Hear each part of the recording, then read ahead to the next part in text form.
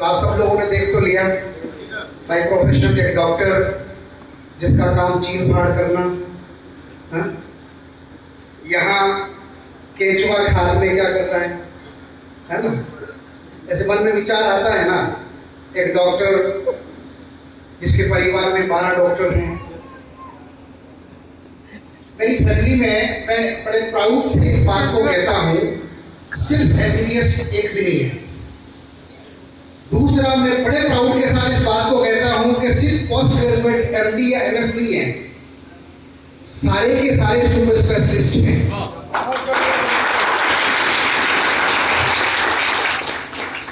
आप सब लोग दीन को मानने वाले, ईमान को मानने वाले लोग हैं। बचपन में एक बार मैंने छोटा था तो बड़ी जिद करी थी कि रोजा रखूंगा। परिवार वालों ने कहा कि रोजा क्या होता है तुम्हें पता भी है? तो मैंने कहा हाँ, सवेरे जल्दी उठ के खाना खाना होता है। तो I had that much idea only कि सुबह जल्दी उठ के खाना होता है, एक एडवांटेज है कि रात को भी खाने को मिलेगा। मैंने बड़ी जिद करी थी। मुझे अभी भी याद है, मैंने 4 लाइनें मैंने गुनगुनाई थी। शेरी जगाते हैं ना, हाँ?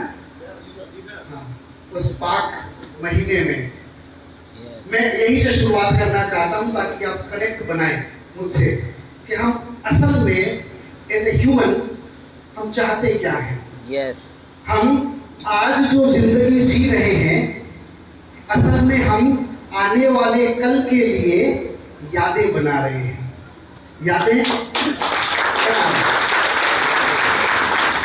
यादें कैसी होनी चाहिए कि जब हम याद करें तो अच्छा लगे। जब हम याद करें तो हमें अपने गुनाहों की माफी नहीं मांगनी पड़े, हाँ?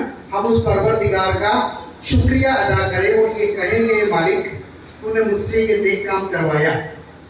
यही तो चाहते हैं हम सब लोग, है ना? कितने लोग हैं मदरसे गए हैं? हाथ खड़ा करें, मेरे साथ गुनगुनाएंगे। हाँ? आप लोगों को आता है? लब पे आती है दुआ तमन्ना मेरी, जिंदगी शम्मा की सूरत खुदाया मेरी, हो मेरा काम गरीबों की हिमायत करना, दर्दमंदों से ज़ईफ़ों से मोहब्बत करना।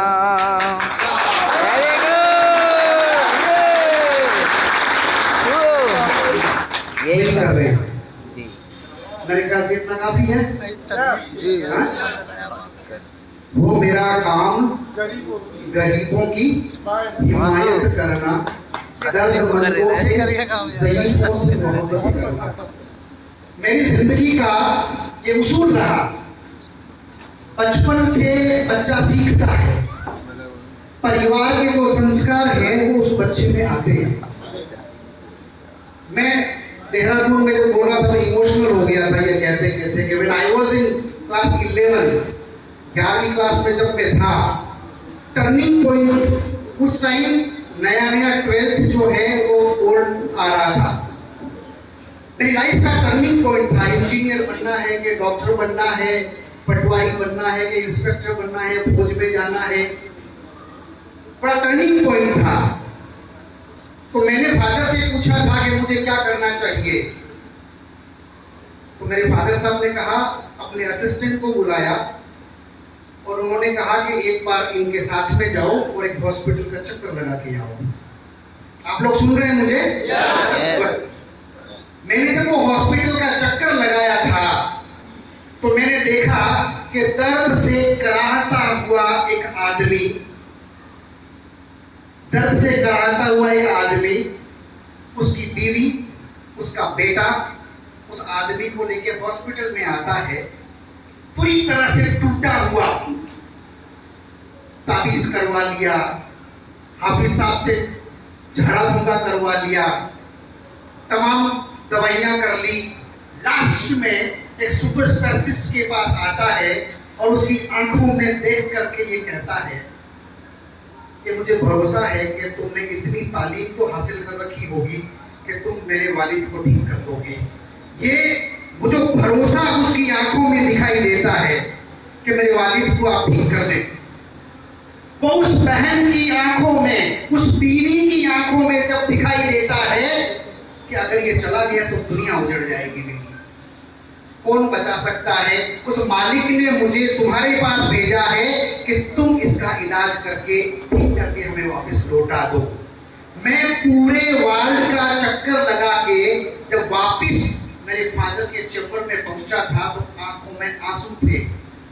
मैं पूरा आंसुओं से लबरेज जब वापस आया था तो मैंने ऊपर वाले को शुक्रिया अदा किया। मैंने कहा कि मेरे बाप को तुमने जो हुनर अता फरमाया है वो मामूली हुनर नहीं है, ये ऐसा इल्म है रोते हुए लोगों को ठीक करके, हंसा करके, तंदुरुस्त करके वापस भेजने का जो हुनर है, मुझे लगता है कि इससे पाकीज़ा दूसरा कोई काम नहीं हो सकता।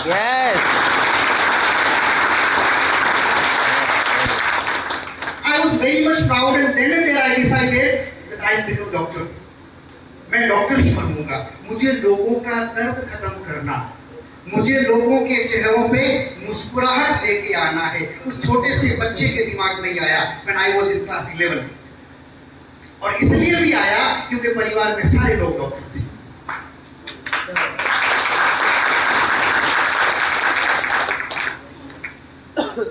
दर्दमंदों से, ज़ईफ़ों से मोहब्बत है।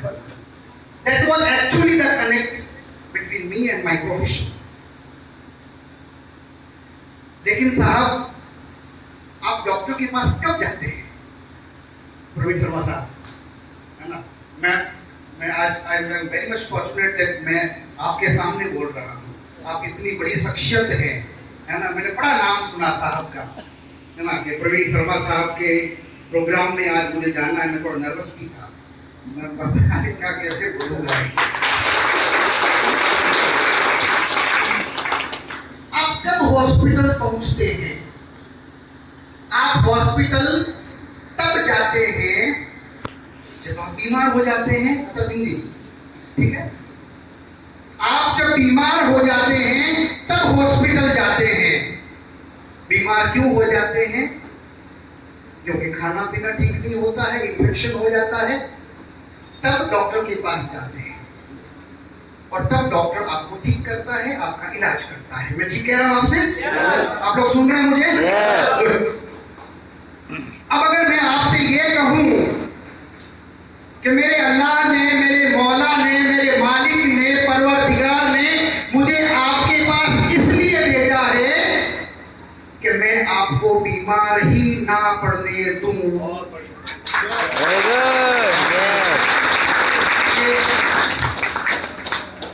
क्या ये उससे बड़ा धर्म नहीं है? ठीक करने से क्या एक कदम आगे का ये मजहब नहीं है? क्या उससे एक कदम आगे का ये पुण्य का काम नहीं है? तो अभी तक हमने कहा कि बीमार लोगों को ठीक करने का काम सबसे पाकीज़गी का काम है। मैं आपसे ये कहता हूं, बीमार नहीं पड़ने देने का काम क्या यकीनन उस पाकीज़ा काम से और बड़ा काम नहीं है? कुछ लोगों को समझ है जो तालियां बजा रहे हैं, और मुझे पता है इनसे सारे लोग सीख लेंगे, है ना? सारे लोग ठोको।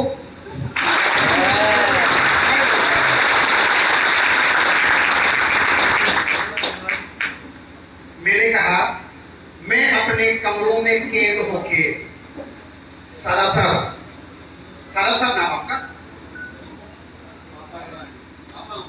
अच्छा, आप उनके फादर साहब हैं। ओके, अजीज भाई कहाँ हैं? हाँ, अजीज भाई, क्या मैं इंतजार करूं बैठ के अपने कमरों में कि कोई बीमार हो, हा? और जिल्लत से भरा हुआ एक इंसान मेरे पास आए, मैं उसकी जेब से पैसे निकालूं और फिर मैं उसका इलाज करके अपनी पीठ पर लगाऊं और कहूं अल्हम्दुलिल्लाह बहुत बढ़िया काम करते हैं? क्या मैं ये कहूं कि मैं ऑल द वे हैदराबाद से सुबह 3 बजे उठ करके 2 फ्लाइट चेंज करके बरेली के शेरगढ़ में आऊं और मैं अपने अजीज साथियों को ये कहूं कि तुम घबराना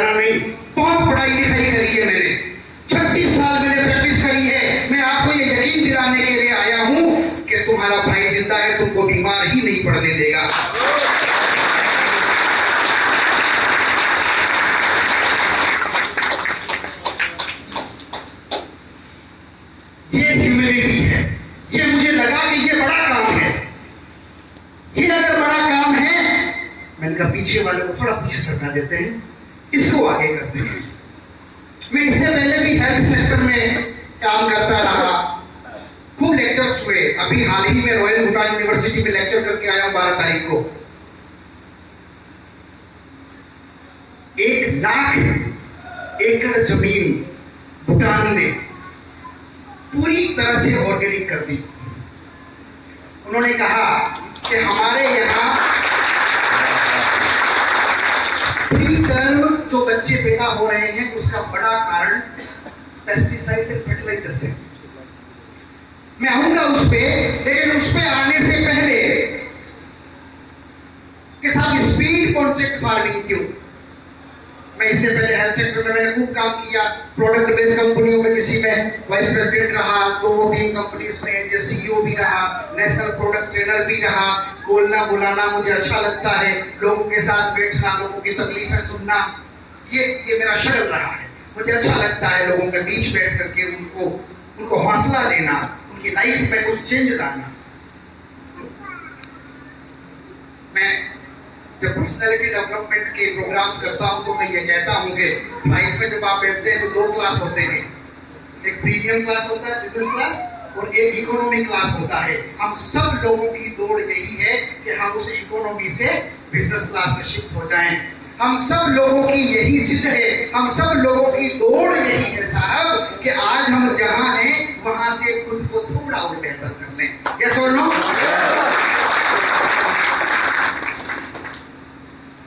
कुछ लोगों को मौका मिलता है, कुछ लोगों को मौका नहीं मिलता। एक दिन हाँ जी भाई साहब, कुछ इम्पोर्टेंट है?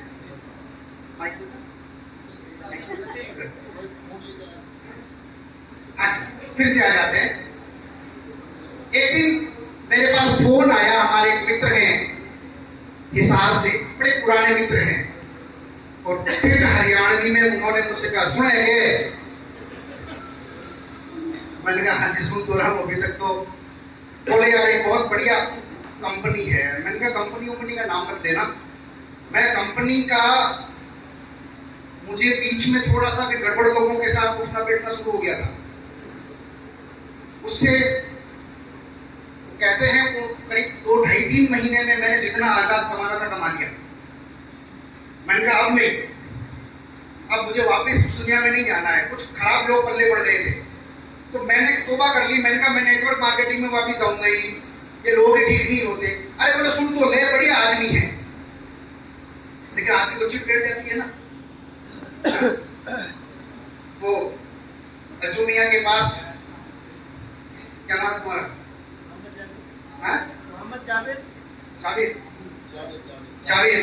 जावेद भाई गए अजू मियां के घर पे, जाके बोला अजू मियां सिरका दो। सिरका जानते? तो इन्होंने कहा सिरका तो हमारे पास नहीं है। अरे बोले थोड़ा सा चाहिए, क्या नहीं है? अरे बोले जब है ही नहीं तो थोड़ा सा क्या, ज्यादा क्या? बोले मियां तुम गजब करते हो यार, हमें कौन सा मटका भर के चाहिए, हमें तो इतना सा चाहिए। तो मियां ने चप्पल निकाल दी, बोले जब मना कर रहा हूँ है ही नहीं तो थोड़ा सा और ज्यादा क्या होता है? आधे घंटे बाद फिर आए, आके बोले मियां तुम नाराज हो गए, मैं तो सिरका ही मांग रहा था। चलो कोई नहीं, अब दे दो सिरका। इन्होंने कहा यार सिरका है ही नहीं, बदमाश आदमी। फिर दौड़े इसके पीछे। आधे घंटे बाद में जावेद भाई फिर पहुंचे इनके घर में, और इस बार इन्होंने कुछ नहीं बोला, इस बार खाली दूर से ऐसे दिखा दिया। तो आदमी चिढ़ने लगता है ना। सो आई वाज अफ्रेड कि यार ये ठीक नहीं है धंधा, इसमें वापस नहीं जाना है। लेकिन एक सेंटेंस जो मेरे मित्र ने मुझसे कहा था, 2 फौजी हैं।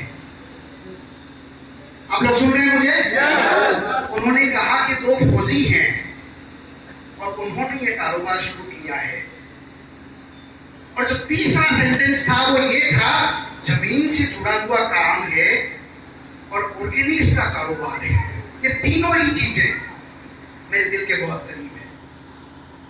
मैं चाहता हूं, मैं आगे बात करूंगा कि फर्टिलाइजर्स किस तरीके से हमारी जिंदगियों में जहर घोलता है, उसकी स्टडी क्या है, किस किसने उस पर पेपर प्रेजेंट किया है, साइंटिस्ट के नाम भी बताऊंगा आपको, है ना, कहाँ वो पब्लिकेशन आपको मिलेगा, वो सारा बताऊंगा मैं। मैंने कहा ठीक है, मैं आम लोगों के मुकाबले फौजियों पे ज्यादा भरोसा करता हूँ, है ना। आपने एक कहानी सुनाई थी, मुझे भी ये कहानी याद आती है। 1962 में सिनो इंडिया वार जब हुआ था, सिनो मतलब चाइना, इंडिया चाइना का वार हुआ था, तो चाइना अरुणाचल में घुस गया था, काफी दूर तक आ गया था। 4th गढ़वाल राइफल डिप्लॉय थी वहां, I remember that. 4th Garhwal rifle, 4th Garhwal rifle का एक राइफल मैन जिसका नाम था जसवंत सिंह रावत, कोई जानता है? राइफलमैन जसवंत सिंह रावत। जब वो चाइनीज ट्रूप अंदर आ गया था बहुत दूर तक, जंग एक जगह है वहां पे, वहां पहुंच गया था, तवांग को क्रॉस करके जंग करीब करीब दिरांग वैली तक पहुंचने वाला था। दिल्ली से वहां समाचार किया कि फॉल बैक करो, वापस निकलो वहां से, चाइनीज आर्मी बहुत संख्या में आगे बढ़ रही है और वहां से निकलो। राइफलमैन जसवंत सिंह ने कहा कि साहब पहाड़ का आदमी है, वापस नहीं जाएगा। और सिर्फ इतनी सी बात नहीं है साहब, वो आदमी वहां रुका, उसके साथ में त्रिलोक सिंह था, त्रिलोक सिंह नेगी, और एक गोसाई करके थे लांसमैन। ये 3 लोग वहां पर रुके। आप सुन रहे हैं मुझे? यस। वो तीनों लोग वहां रुके और 2 लोकल लड़कियां, मोम्पा की, एक सेला और एक नूरा, उन दोनों लड़कियों ने उनका साथ दिया। आप यकीन करेंगे, एमएमजी से वो लोग फायर कर रहे थे, उन्होंने इधर से एक हैंड ग्रेनेड फेंका, सबसे पहले उस एमएमजी को हथियाया, और एमएमजी आ तो गई थी, लेकिन त्रिलोक सिंह और वो गोसाई दोनों उसमें शहीद हो गए थे। जसवंत सिंह रावत ने उन 2 लड़कियों के साथ मिलकर मोर्चा संभाला, अकेले 72 घंटे तक दुश्मनों को रोक करके रखा, आधा इंच आगे नहीं बढ़ने दिया, और 300 लोगों को ढेर किया। 300 लोगों को ढेर किया, और उसके बाद वतन के नाम अपनी ये जिंदगी लिख करके अमर हो गया।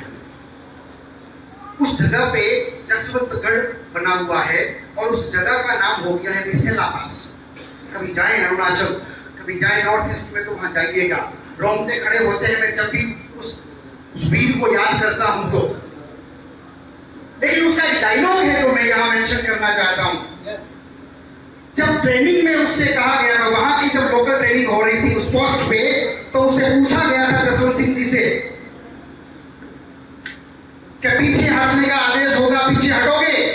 तो उसने कहा था कि आम आदमी मौका देखकर लड़ता है।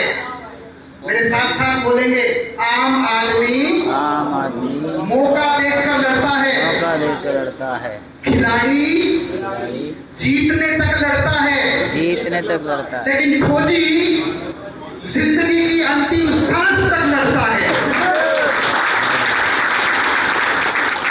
फौजी मैदान छोड़कर नहीं जाता, फौजी पीठ दिखाकर नहीं भागता। मेरे मुंह से ये निकला, मैंने कहा संधू साहब मैं आ रहा हूं, मेरा टिकट करवा दो। जब फौजियों की बात आती है, मुझे खुद से भी ज्यादा भरोसा उन पे होता है। और ये ऑर्गेनाइजेशन जिसको भारत के 2 लाडले फौजी जिसको ड्राइव कर रहे हैं, एक्सीडेंट की कोई संभावना मुझे नजर नहीं। यस।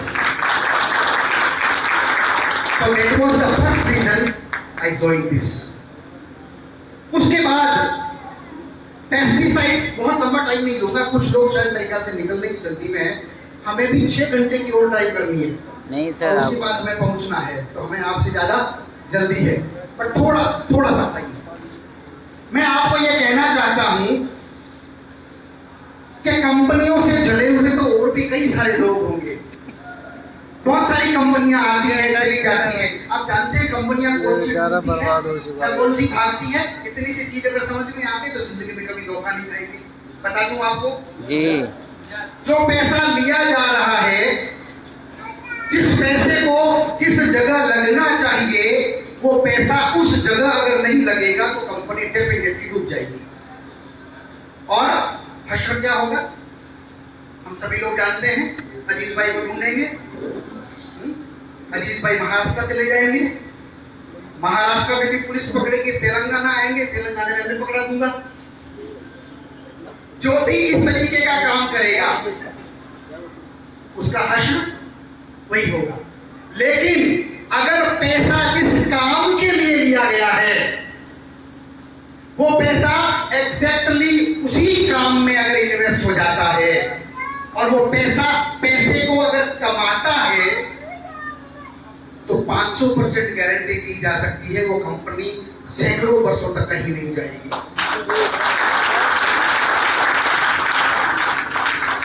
पहला भरोसा फौजियों पे, यस दूसरा भरोसा केंचुए पे। यस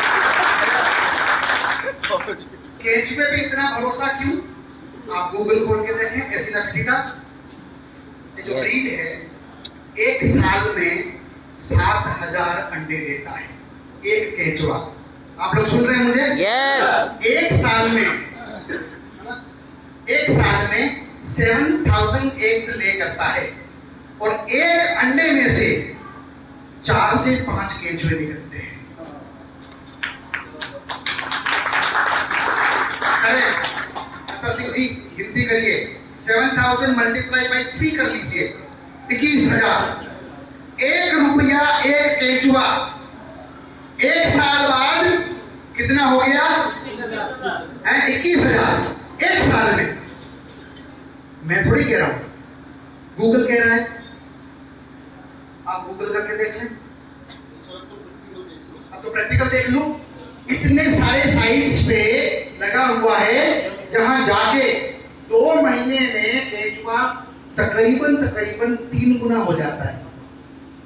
जो 10,000 रुपए लगाए हैं वो 10,000 रुपए 3 महीने में 30,000 रुपए हो जाते हैं, 3 टाइम्स हो जाता है। Yes This is the power of केंचुआ।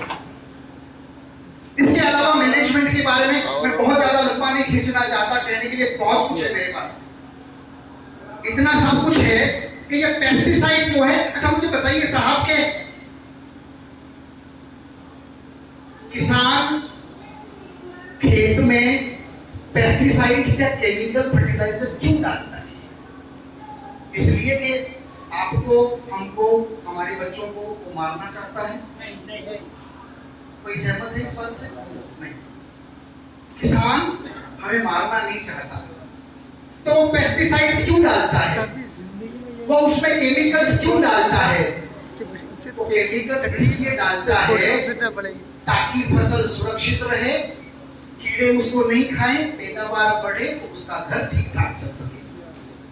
अगर आप किसान को ये बताने में कामयाब हो जाते हैं कि वर्मी कंपोस्ट डालने से, सुनिएगा मेरी बात को, वर्मी कंपोस्ट डालने से फसल की पैदावार उतनी ही होती है जितनी पेस्टिसाइड्स डालने से और केमिकल फर्टिलाइजर डालने से, तो क्या वो केमिकल फर्टिलाइजर डालेगा? नहीं डालेगा। अब मैं आपसे ये कहता हूं कि वर्मी कंपोस्ट डालने के बाद फसल की क्वालिटी पहले से और बेहतर हो जाती है, तो क्या किसान केमिकल फर्टिलाइजर्स डालेगा? नहीं डालेगा। इसको आसान भाषा में समझते हैं, सिर्फ 3 मिनट और लेता हूं, उसके बाद उतर जाऊंगा, उसके बाद बाकी लोगों का फेलिसिटेशन। थोड़ा जल्दी आइएगा अगली बार, अगर आपको मुझे सुनना है तो। मुझे तो होश भी नहीं रहता बाइक हाथ में आने के बाद कि मैं कितनी देर में जाता हूँ। मैं आपको बताऊं, मैं एक बार सुबह 11 बजे बोलना शुरू हुआ था और मैं रात को 2 बजे तक बोलता रहा। लंबी तकरीर हो जाती है।